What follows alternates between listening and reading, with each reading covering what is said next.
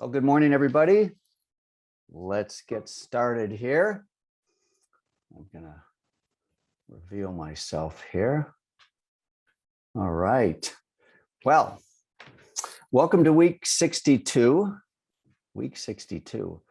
of our weekly financial roundtable. And remember, money's not the most important thing in life, but it is like oxygen on the gotta have it scale. I am Tom Kuhn. I'm your host.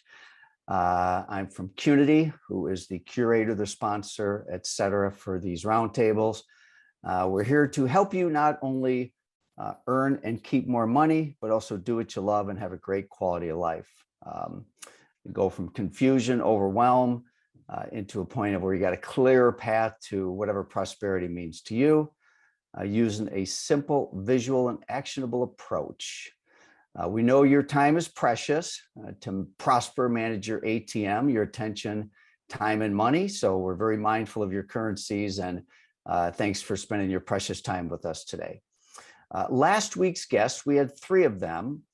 We had Tammy Coakley from Spa Blue in Illinois with a share on human capital, something that's related to what we refer to as a care team, which helping your team with emotional health type matters. Marketing, we had Anita from Modern Salon and Spa from North Carolina with some great marketing shares. And then finally, we had Kevin Perryman from Paris Parker in Louisiana with some great education shares, including how to accelerate your new hire training.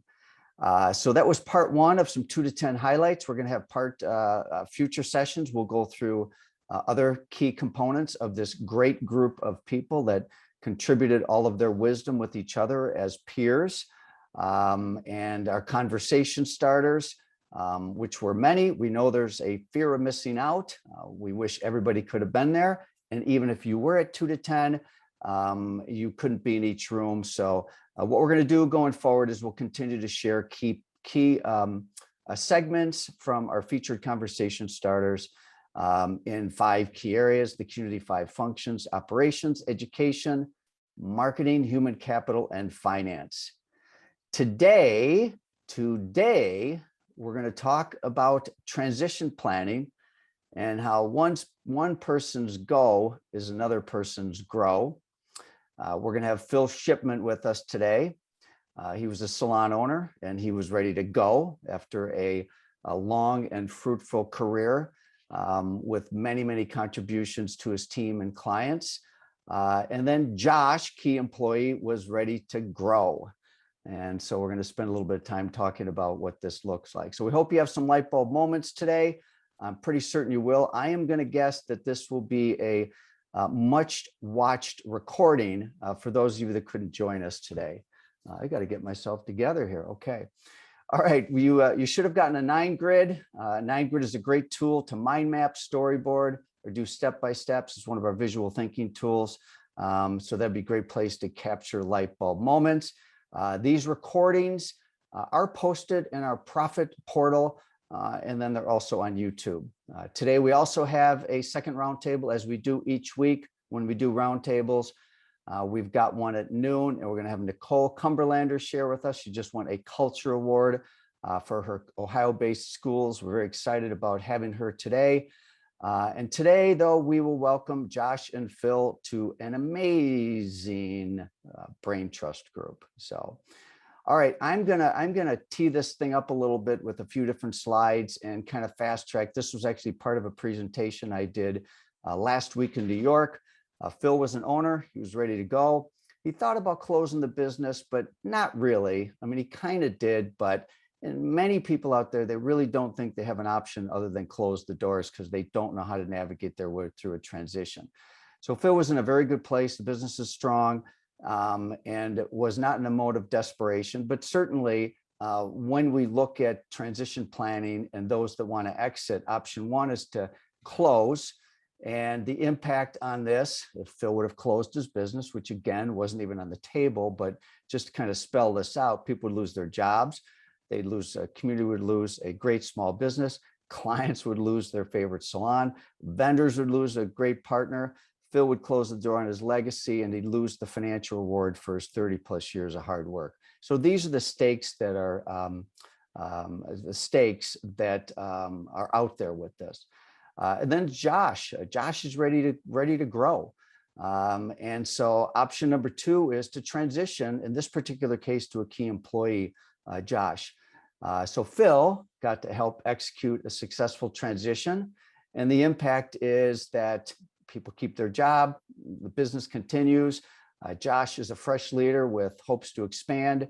Clients keep their favorite salon, vendors keep a key account. Phil gets to see his legacy live on, and he gets to receive compensation for his hard work. So Josh moves from an entrepreneur to an entrepreneur. I'm so curious to hear, Josh, how you describe that journey from being an entrepreneur to an entrepreneur. And Phil, I just have to show this slide because it made my day back in July 26th. And for those people that are tired of being in the human capital business, not that you were, Phil, but sometimes it's kind of nice to have that freedom. So, and you know, as I had you two gentlemen come off mute and join me, one of the things that we talked about is that, you know, it can be very confusing in terms of what a transition plan looks like. So anyway, Phil, good morning. How are you today? Good morning. Hi, Tom. Hi, everyone. Josh, how are you today? Doing well. Thank you. Hello, everybody. Thanks for joining us. I happen to see your 5 functions calendar in the background. That's awesome. All right. So, you know, the 3 of us have been on a journey together, and there's several other parties in addition to the 3 of us. And I thought, how helpful would it be for our participants, regardless of where they're at, if transition plan is not in the cards, if it's not even of interest to them, I still think there's many leadership lessons that we'll share. So for those of you out there, thanks for joining us. We got a great turnout today. And if you're listening to this recording, then take great notes. So 2 years ago, I remember when we first met you guys. I think it was at Serious Business, like probably January 2019. Mm-hmm. Yep. And ultimately, Josh, I think what happened is you reached out to us. It looks like I actually did a little research. It was August 14th, 2019. Happened to be Aaron's birthday, August 14th. And you were looking for some coaching services. And we started working with you in a coaching relationship. So where were you at that point? That was, I can't believe that was like 2 years ago. So you had been there how long? So I had been there, so it would have been 11 years at that point, because I've been for 13 years now. So I've been at the salon for 11 years, and we were just kind of going through some options for some coaching for myself and to get the team engaged. So we'll go a little chronologically. I'm going to give sort of the punchline chronologically here. So we start working together in August, and you worked with one of our coaches. Then Phil, you and I engaged a little over a year later. It was actually last October that we had our first discovery call for transition planning. So that was October 16th of 2020, heat of the pandemic. And then you had a signed letter of intent on April Fool's Day, April 1st, 2021. And the date of that text message, which was the date that you finalized the agreement, was July 26th of 2021. Right. You gentlemen are still sitting next to each other. You're still smiling. So it's a transition that I think went very, very well. Would you agree with that? Oh, yeah, absolutely. Yeah, absolutely. Yeah, it did. And, you know, I think having direction to do it was key to it. Well, and, you know, so backing up here a little bit in terms of well before we got involved, I think, Josh, you said it was 3 years ago. You were looking at your career and you brought up to Phil that you were interested in potentially owning the salon. So that was like 3 years ago, right? Yeah, that was about 3 years ago when we kind of went to lunch and kind of had our talk across the street. And Phil was just kind of wondering where I was as far as my career was going and that kind of stuff. And we kind of both fell on the fact that from where I've come from to where I am now, that ownership was just kind of the next step to doing those things rather than you know, working for somebody or you know, Phil selling it to somebody and me working for them or any of that kind of stuff. So that was a pivotal conversation. Phil, did you know the agenda for the lunch? Well, I kind of, sort of. I mean, you know, when you work with somebody for as long as we have on a daily basis, you know, you kind of have an idea of what's, you know, what they're thinking, and I was hoping that would be the topic of conversation. So from an owner perspective, what is your feeling when a key member of your team says, I want to buy the business? How did that make you feel? Well, I mean, I felt really good. I will say that I had previously, without really knowing how to negotiate through it all, I had talked with someone else previously outside the salon about the possibility of purchasing. I knew that this person was wanting to expand her business, and but it just didn't seem right as I tried to work with her. There was just something that I just didn't feel was right. And, I felt really good, and I felt relieved that he or someone within wanted to do it. It made me feel really good that they would want to continue what we have here. It's just a lot of hard work creating our culture and growing people. We've had a lot of people over the years, you know, come through the door and work, and for whatever reason, you know, move on, and that's great. I feel like we've helped people grow. But to have him tell me that he would be interested in you know, continuing what we've built, I felt. So Josh, was it a scary thing for you? I mean, you guys have had a great relationship, but you know, putting myself in the shoes of an owner and thinking, and a key employee, and many are afraid to bring this conversation up, you know, hey, I'm interested in maybe owning the business. Is there any downside to it, to bring it up with an owner? Can either of you see a downside? I don't think that there was a downside. Yeah, was I nervous? Absolutely. But I mean, I don't think that there was a downside when you have such a, you know, a good relationship with the owner of the salon. I just feel like if you take that, you know, leap of faith, I don't think that there's really any downside to doing that. I think that that shows initiative. I feel like that shows that you are really wanting to carry on a legacy of things that you have helped build. And so I don't think that there's a downside to it at all. I mean, like I said, I've been here now for 13 years. So it was kind of an easy, you know, segue for me. So I would say one of the most complicated things about the whole transaction was you had someone else that was interested, Phil, that also approached you. Yes. After we had started our, you know, negotiations, I had another person come to me to express interest, and I mean, I thought, oh my gosh, I mean, what a good problem to have. But I immediately, because I had, when we opened here, when my business partner and I opened here almost 30 years ago, for me, I don't know that I would have done it by myself, but having a business partner meant a lot to me. And I thought, well, maybe that could happen here. I'm not saying that it didn't for whatever reason. It just that it's worked out the way that it's worked out, and it's been a good thing because everybody's staying on board. Everybody's really happy that things aren't going to be, you know, really changed a lot. But yeah, I did have somebody else approach me.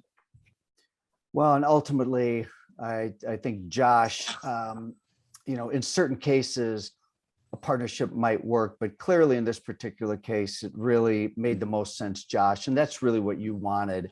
You wanted to have the ability to own the business on your own. So we had to navigate that way through with really was a very seasoned key employee.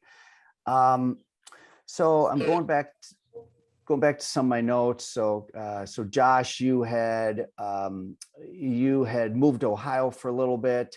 and worked in a hospital, came back to St. Louis, and you had your lunch.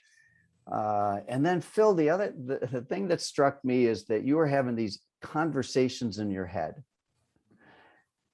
as many do. It's like, I know that I want to think about bringing in a partner. I know I want to transition my business, but how long had these conversations been happening in your head? Well, they seemed like a long time. Even after we had that initial conversation over lunch, there was a pause. We didn't move forward immediately. It was just a conversation. And that's when I started having all these conversations in my own head all the time, driving. How do you do this? How do you negotiate this? How do you navigate through it all? And I didn't know how. But I didn't, those were the conversations that I had in my head about how do you do this? And how could it be a win-win for both of us? I was inexperienced, but and even before you met us at Serious Business, I sat in on one of your classes or one of your breakout sessions. They threw together, at the last minute. It was about transitioning. And I left there thinking I remember some of the things that you said, and I thought, well, gosh, I didn't really plan well for this. I'm just kind of fumbling around, and that's when I contacted you. But of course, then the pandemic hit, and we had to throw ourselves totally into that. So I just thought, I got to put this on the back burner. I got to keep the place going, and that's first, because you can't, if we go down the tubes, which I didn't really fear that we would. But you just never know how it might affect everything. Like how's the final outcome gonna look? What's it gonna look like? Because our numbers drop like everybody's did. But those I had a whole lot of conversations in my head. And I remember that Serious Business presentation.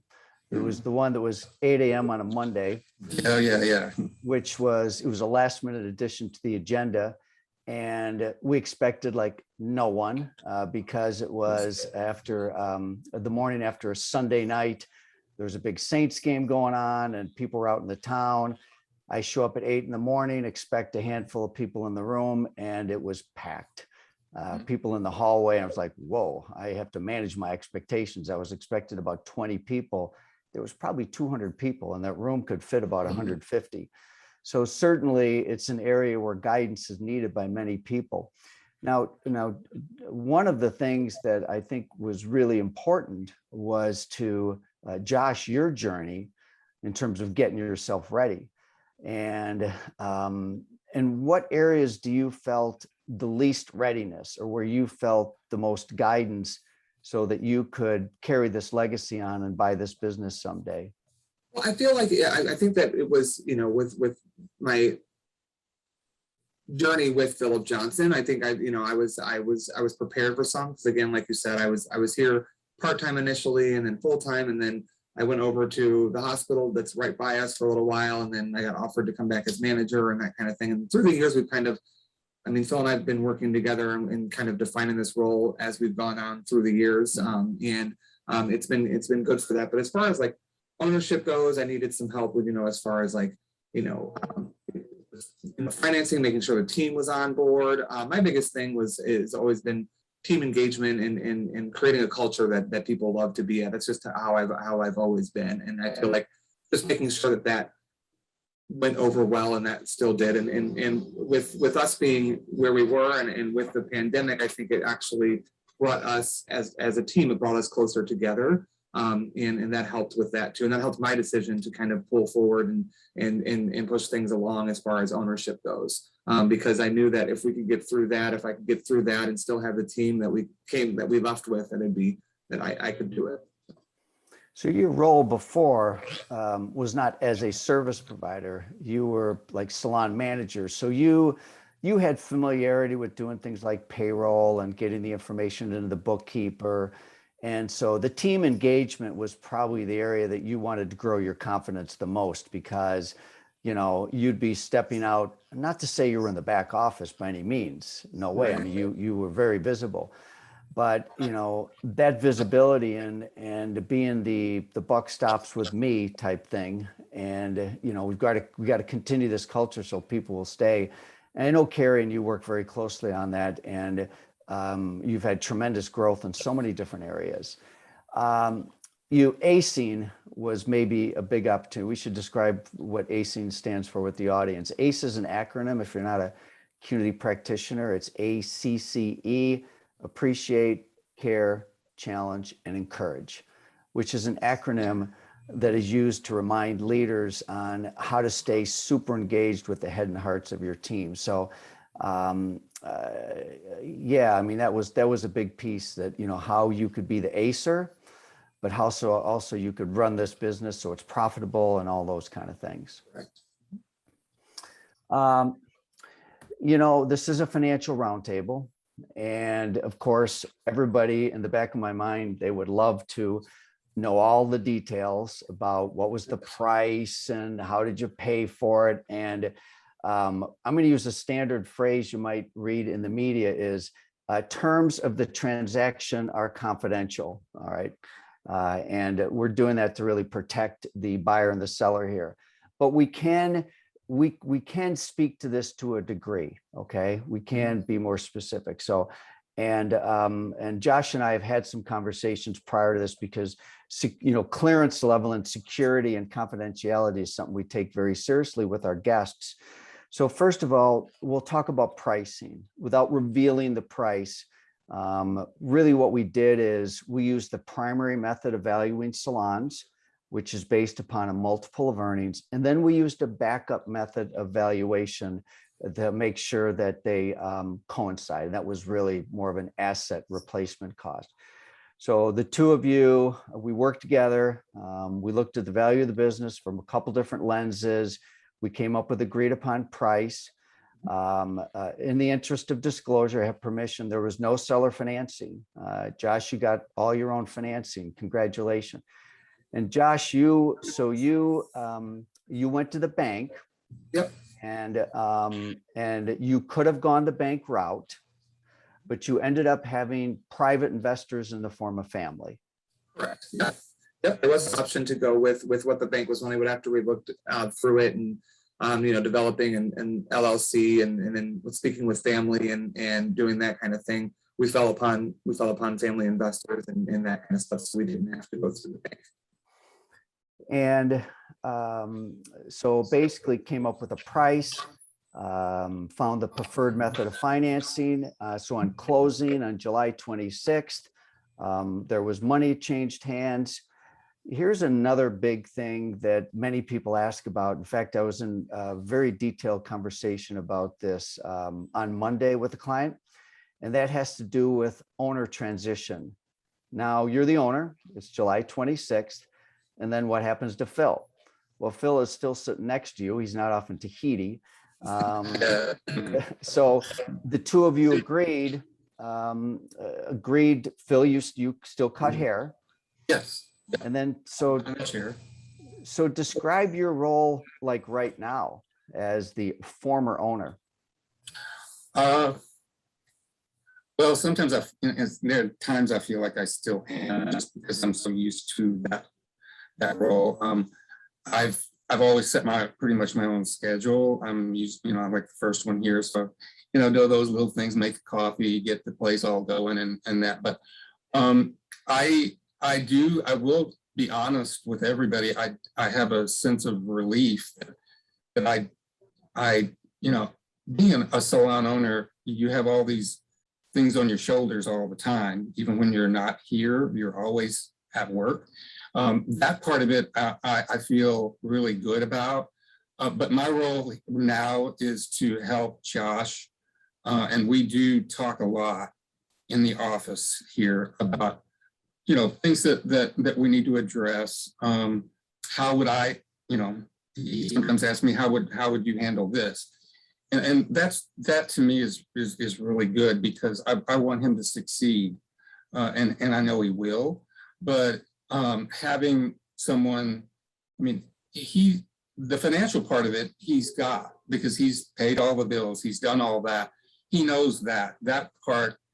It was easy as far as things that we needed to do to, make sure that this account and that account and blah blah blah, all that. But it's the it's the team, and that's where he's most concerned. And I think he's really grown, because to him, well, to the both of us, it's really, really important to keep them engaged and to make them feel like that they really are a part of it. And I think a lot of times in the past, and this is before Qnity, I mean, we would say, okay, yeah, we're going to do this, and then the follow through wasn't there.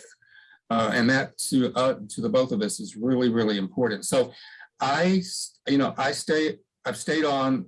The agreement was I would stay on until the end of March, partly because our 30th anniversary is in February.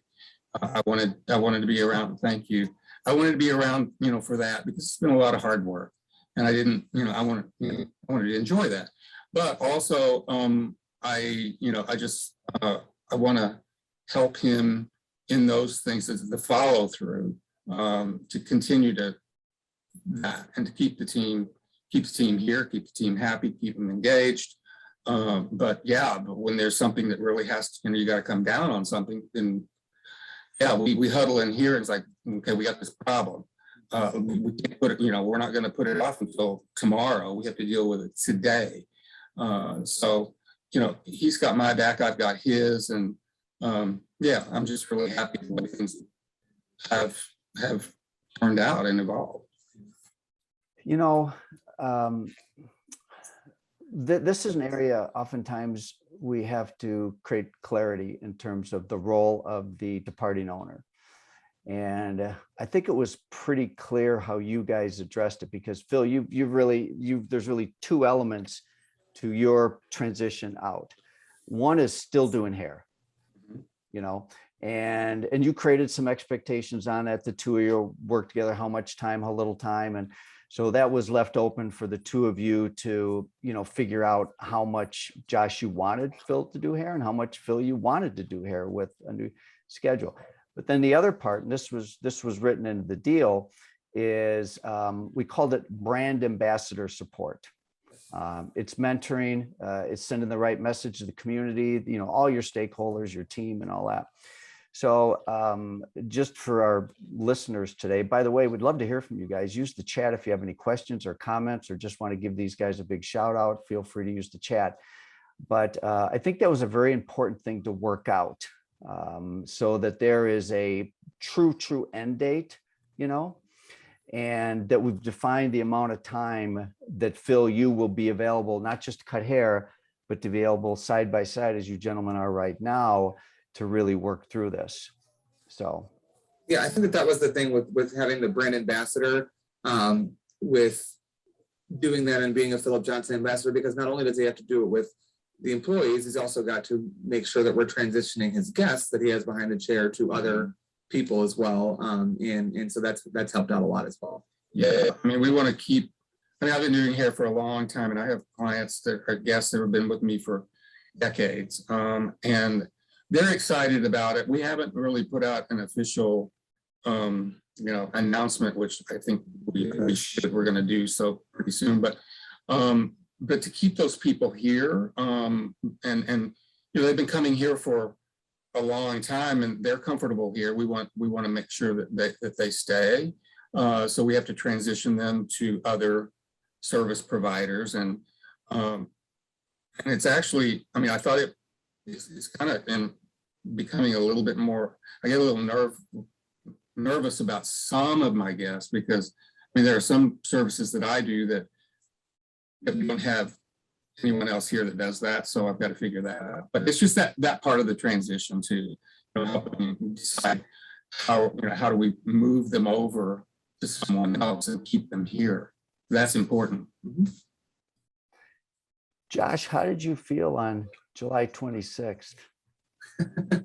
I was very happy, but also very, I mean, it was a lot. It was, definitely, you think that you know a lot about the industry and where you're at and doing those things, but it was definitely shifted, I think, like Phil said, from, you don't really have a day off from work when you do, because you always have things on your mind. You want to make sure everything's done. Licensing, all that kind of stuff, all just kind of shifted over into me. But it's been a great experience. I mean, it's been, I think we laugh more now, like because we both have an understanding of where we are. He has an understanding because he sees a lot of me and him when he first started out the business, and so it's been I think that I was elated, but at the same time, I would, things are going to be different. Yeah. And what's been the biggest surprise for you, Josh, now that you're August, September? Gosh, I can't believe almost 3 months later. Yeah. What's been maybe the biggest surprise over the last 90 days, or anything that just kind of jumps out at you?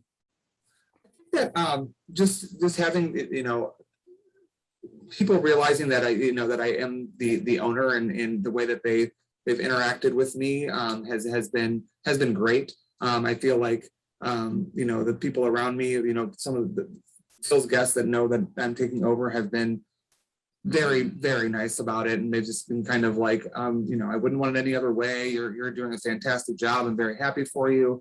I think that those are kind of things, as far as things that I wasn't, it took us almost 3 months to get all of our licensing and everything else done, as far as transferring the cosmetology, business license, massage business license, all that kind of stuff. And so all of the schematics of that and going downtown and doing all those kind of things it was a lot longer than I thought it would, but that's all been in place now. So that's why I wanted to wait until all that was said and done, and all that was hanging up and everything was done, before we put a full statement out about it. So you started a new company then, is that correct? Okay. Yes, And so your new company, but the assets of Phil's company. Okay. Tell me about the announcement to the team. When was it? How did it go? And I know Carrie spent a lot of time working on this transition with you, and that was part of it. When did you announce it, and how did that go with the team? So we announced it. It was like in June to the team. We had we didn't have a team meeting. We just said that we wanted everyone to, we just had some things we wanted to go over. And we just set up just a Monday for people to come in, and we had, the full conversation there. Carrie obviously was very integral in telling us, not telling us, but giving us ideas of what we, should touch base on, and that I'm here for any conversation that needs to be had, that I'm here for, if anybody had any questions, that Phil's here if anybody had any questions, that we were transitioning over. So it was really going to be like a process. It wasn't going to be like Phil's going to be gone and this is that. People were very happy for me. They were, they're happy for Phil, and there was obviously some tears shed because some of them have been around Phil for a very long time. But all in all, I think it went really well. Yeah, it really did. I mean, we like everybody, we were having our team meetings during the pandemic just by Zoom calls, and this was really our first time to bring everybody together. Under that, we were disguising it as a day that we're finally all going to get together in the salon, social distancing and all that. But the ultimate, we felt like there was no perfect time to announce it. We would try, what about this day and what about that day? Well, so and so is going to be gone, and you know how that is logistically. But we got everybody here that day, and we started in. It's like I started the meeting, and I told people, I said, I just wanted to let you know that I have reached a decision, blah blah blah. And yeah, I was emotional, and it was, but everybody seemed really, really happy, and I was relieved. But there's always that in the back of your head. It's like, are they really pleased, or are they just pulling? Are they just acting like they're pleased? I always have a little bit of doubt, I think, sometimes, but they've proven to me since that yes, they are on board. It seems a lot more solid, so that's how we did it. We did it even before we signed on the dotted line, but we were hoping that everything would be done by July 1st, but July 26th is how it ended up. And I don't think that's bad. Three weeks later, that's pretty good. We had a signed letter of intent too, even though it's Yes, non-binding. I mean, the financing was all figured out. There was no contingencies. And did anybody quit?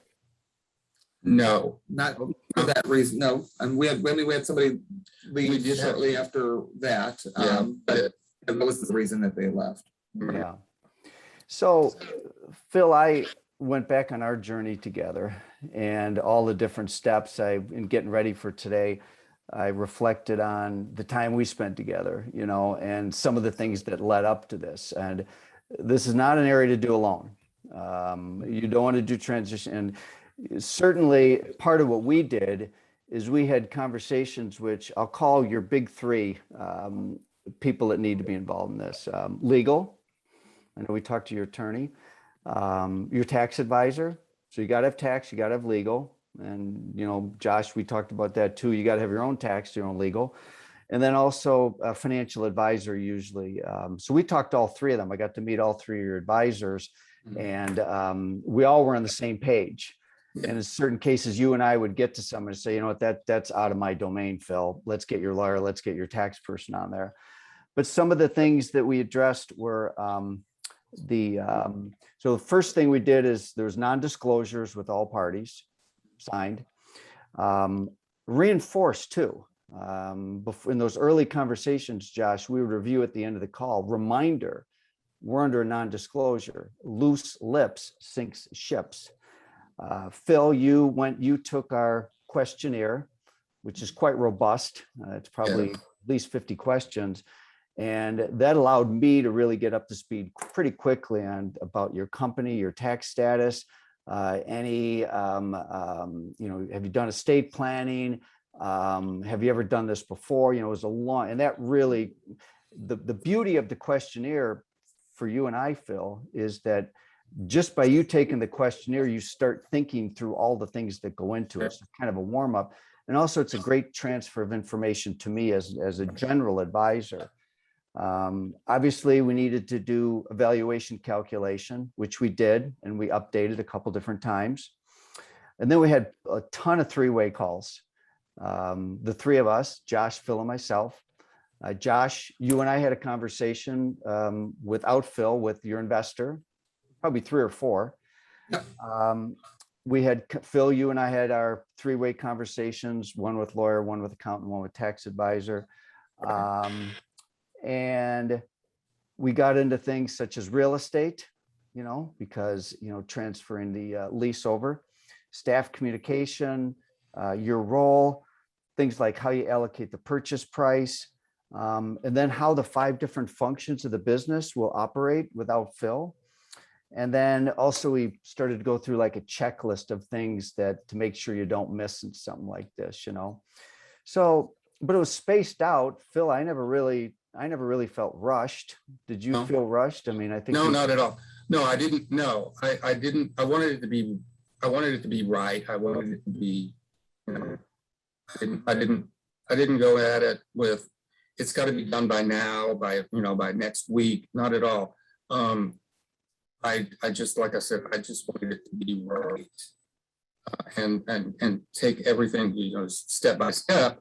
And yes, there was a lot. I mean, with my financial advisor, our tax person that we've been using all these years, Josh is still going to use her. That company. It makes sense. You know, I mean, there are some things I'm sure he's going to want to change. He's already implemented some things that I think is great. It's great, and he's got some new ideas, and I hope he runs with it. Give me just one quick example of something, Josh, that you changed.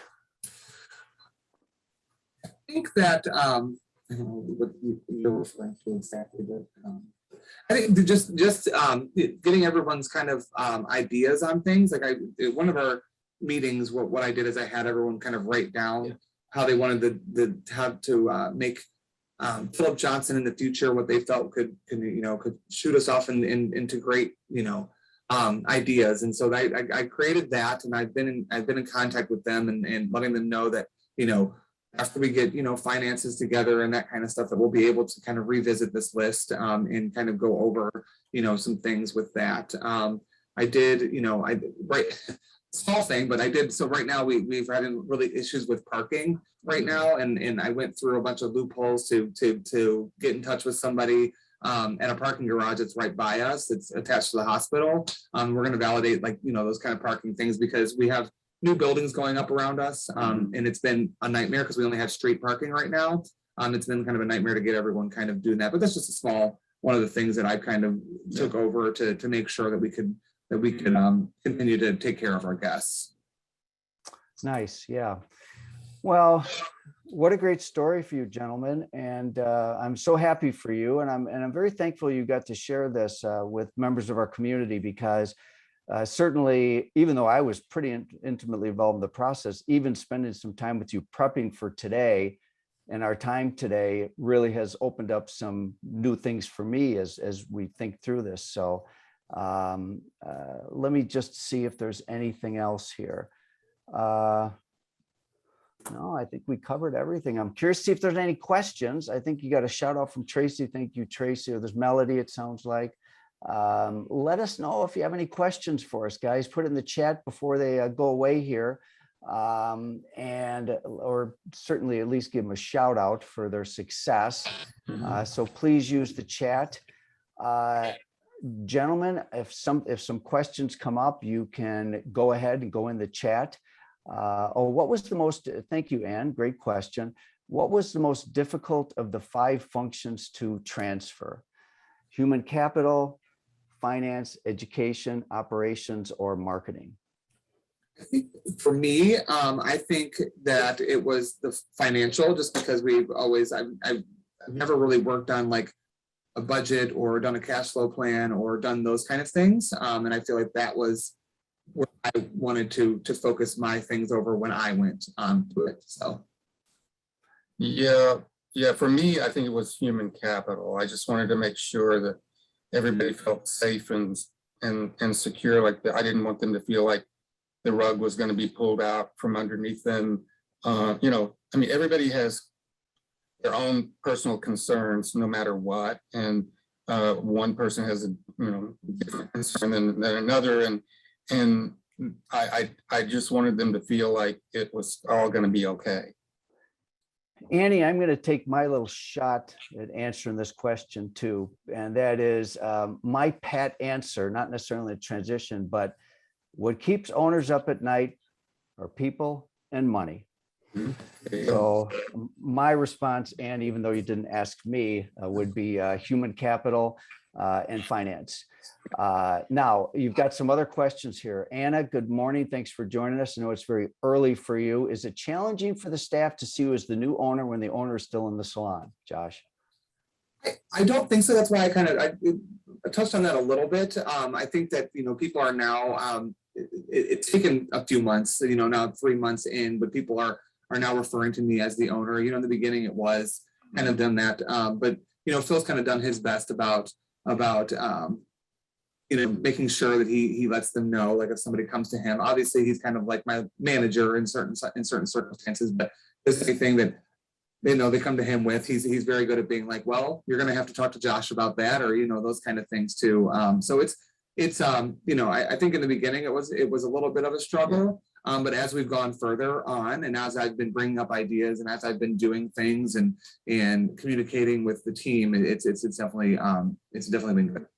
All right, you got the $10,000 questions. Carrie Dolland, you win the prize today because you asked the question. They're all great questions. And Ira, I'm going to get, good morning, Ira, by the way. It's good to see you on the round. It's good to see all you guys on the round table. Stick around, guy, by the way, because I'm going to throw a little, throw something into the mix here in a little bit when I'm done with these guys. So stay tuned. Don't hang up. But here's the question from Carrie. What happened with the other key employee that was interested in purchasing? Yeah, because truly for me, that was the most difficult part. Yeah. Yeah, and I think that was Phil's most difficult part as well, as far as the transition over goes. And it was difficult for me too.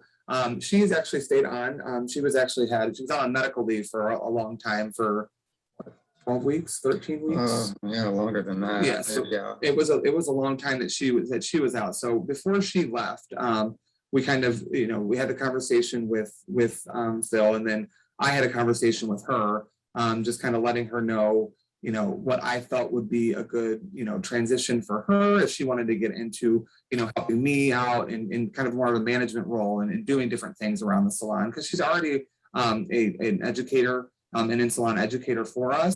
But I'm happy to say that last week we actually had a conversation. She came to me and she said, I really have some ideas. Can we grab lunch? And I said, absolutely. And because before she left, when we had our conversation, she was like, I just want to come back and make sure I can still do hair, because it was a surgery that could have gone either way with her. So she just, I want to make sure I do that. And I'm just kind of focusing on that right now. But then we came back, and it's been a couple months now that she met with me yesterday or last week, and we went through, and she kind of wants to do more of a management type role and get into that, still be behind the chair, but she has some great ideas that we've gone through, which is awesome. Ira wants to know how much time was left on the lease, or did you have to negotiate a new lease? Well, yes, that was a real, 2.5 years. And I have had a really good relationship with my landlord. And over all the years, it's kind of like a family situation. It's not I didn't have to pay to somebody in New York or Chicago who's, managing the building. It's a family owned and operated situation. But one night, blew up at him. It got that bad because I felt like he was backing me in a bit of a corner, but it didn't. It all got worked out. But yes, we had that. That was probably the most difficult thing for me to deal with, was the lease. And I had to get my attorney in on it, and it's all worked out though. Typically that. Go ahead, Josh. Yeah, and we had to do our own lease. So Phil's basically, we had to. So he has a new lease, but there was a little caveat there, but we got it all worked out. Everybody's asking really great questions. Anna's question about staff, Carrie's question about the other key employee, Ira's question about the lease, Ann's question about the function. What's really cool, Josh, is several new owners, either they're revealed as new owners are on this call, or they're pending owners. So some of the people that are here will be your peers. Perhaps they're just a few months behind you. So this is really cool to have this conversation with you guys today. So anyway, I'm looking at the clock, and I've got a couple other things to share. So let's all give these guys a virtual round of applause. Bravo, bravo, bravo. I now get to award you the official $1 million Thank you. Brain Trust light bulb. There you go. And thank you all so much. I appreciate it. Yeah, fun to tell your story, isn't it?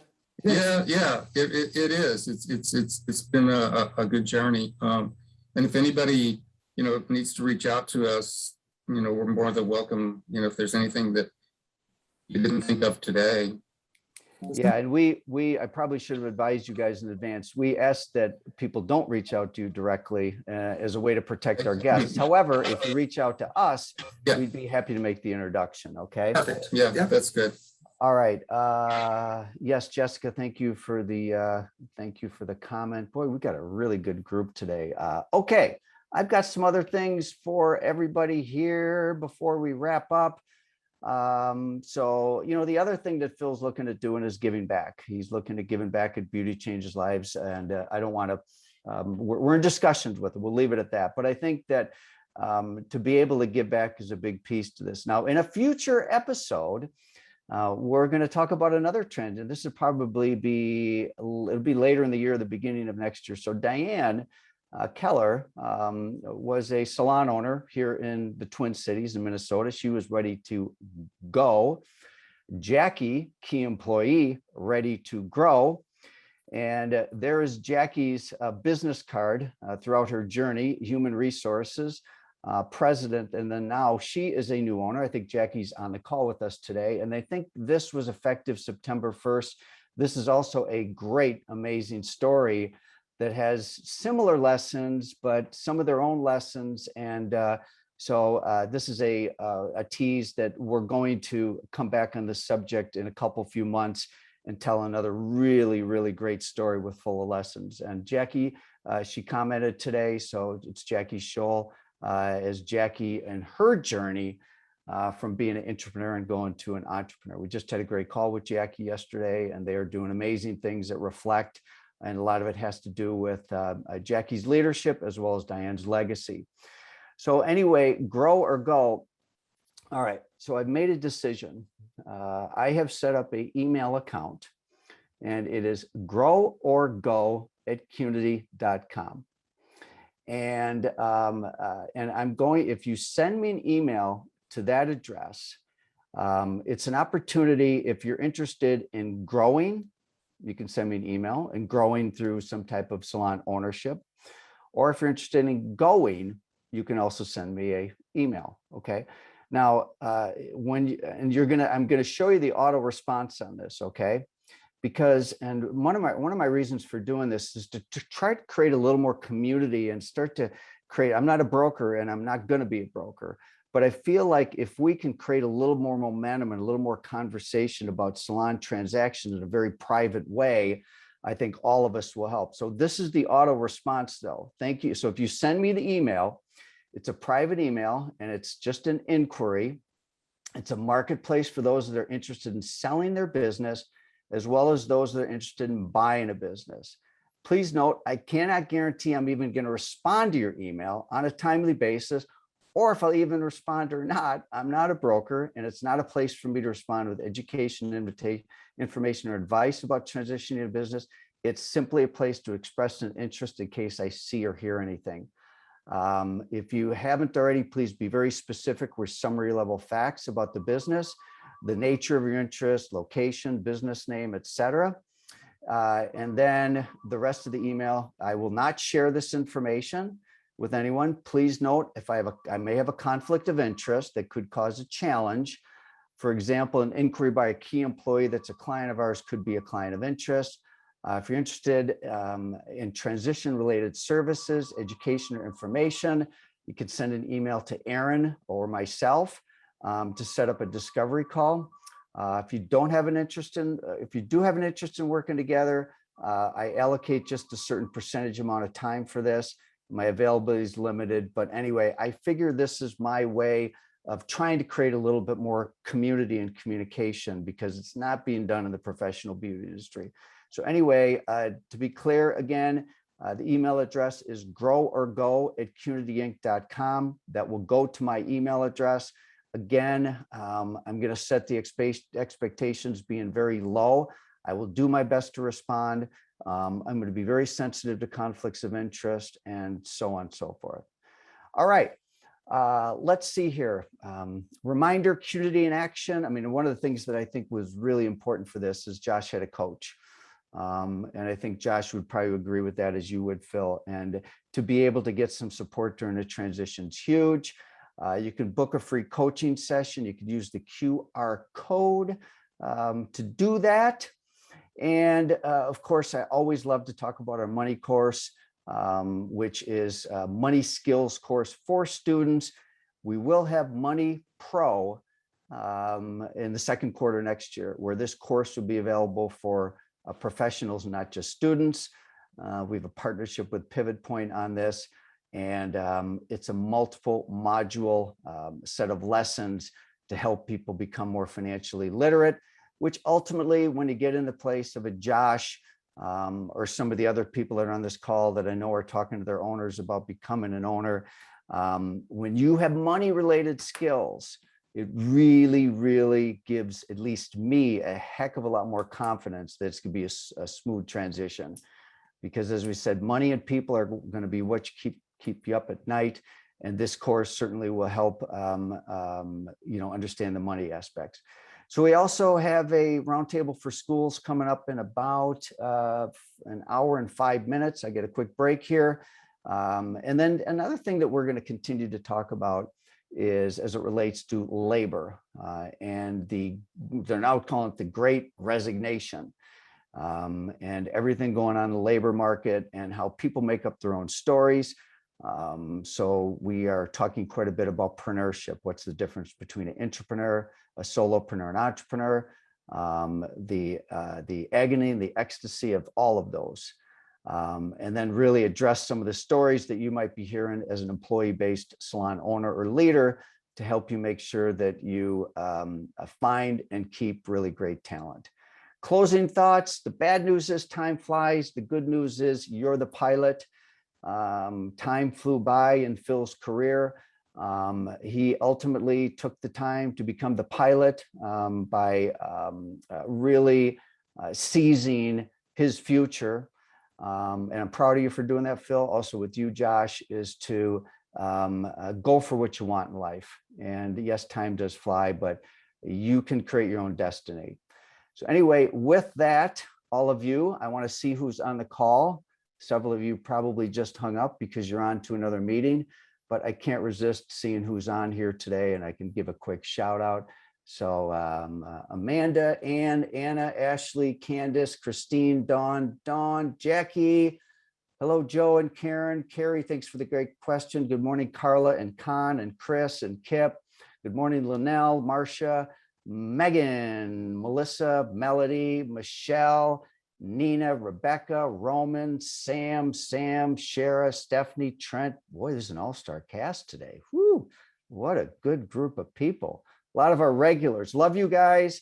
We will see you next week. Have a prosperous week. And Josh and Phil, thanks again. Bye, everybody.